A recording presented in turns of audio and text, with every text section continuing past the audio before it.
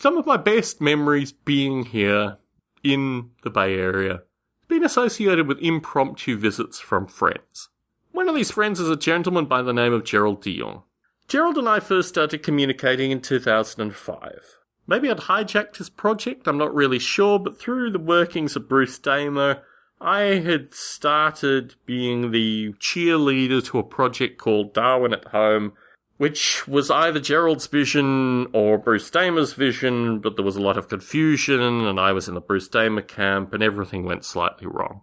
Very curious set of interactions, but after about a year, I think all of that was squashed, and Gerald and I started recording occasional podcasts, and then talking pretty heavily through Biota Live, which is a recording that you can go back and listen to.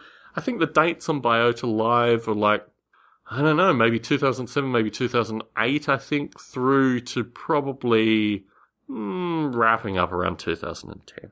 Gerald and I talked on a number of those Biota Lives, and we became quite friendly. Knew about his kids, knew about his wife, he knew about my wife, all this kind of stuff. As is often the case with regards to these folk, he found a reasonable job, he devoted his time to the job, and the artificial life stuff kind of fell by the wayside, and the whole Biota Live thing just basically imploded through a variety of folk who have been original participants, no longer having the time, the interest, sometimes the inkling to continue with it. So, it died. A natural death. It's hard really to have emotions associated with this because it was just appeared to be the time that it was supposed to conclude, and that's what it was. But through a variety of factors, I decided to distance myself from most of the people who'd been participants in Biota Live. My life was going on, their life was going on, but really, we weren't people who really had any kind of communicative interest. We had some interactions with some of the folk that had been a little bit problematic, not really any with Gerald, just kind of grew apart.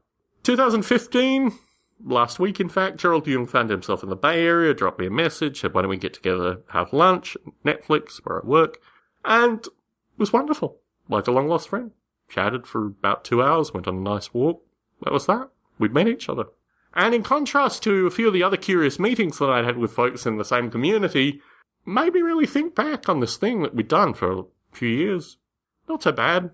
Clearly for some period of time, two minds had some communication, and then 5 years later, two slightly older gentlemen got together, had a meal, went for a walk. But it's these kind of interactions that I really do enjoy. It's these kind of interactions that remind me that some of the stuff that I do, some of the energy that I put out there actually does occasionally come back in a positive fashion. It was very nice having a meal with Gerald.